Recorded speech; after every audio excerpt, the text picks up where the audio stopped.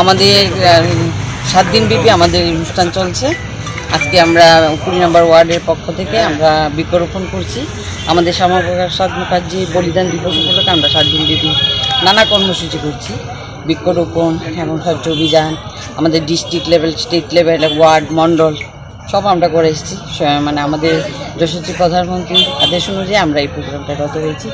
আমরা আজকে বৃক্ষরোপণের মাধ্যমে জনগণকে বার্তা দিতে চাই যে বৃক্ষরোপণের মাধ্যমে সমাজ সুন্দর হবে।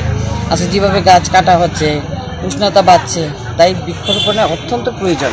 আমি সবাইকে বলবো সবাই মিলে এই আমাদের বৃক্ষরোপণে যোগদান করেছে যারা আমাদের মহিলা মোর্চা আছে, আমাদের মণ্ডল প্রেসিডেন্ট ছিল এবং আমার বুথ প্রেসিডেন্টের সব কার্যকর্তারা এখানে আছে।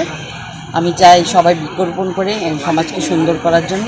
এই বৃক্ষরোপণের মাধ্যমে আমরা এক ত্রিপুরা শ্রেষ্ঠ ত্রিপুরা গড়ার যে স্বপ্ন আমাদের মাননীয় মুখ্যমন্ত্রী, সেই স্বপ্নকে যেন আমরা সর্বোদয় করে সুন্দর করে গড়তে পারি, সেই আদর্শ নিয়ে আমরা আজকের এই অনুষ্ঠান। আর আমাদের শ্যামাপ্রসাদ মুখার্জির আদর্শ নিয়ে আমরা চলতে চাই।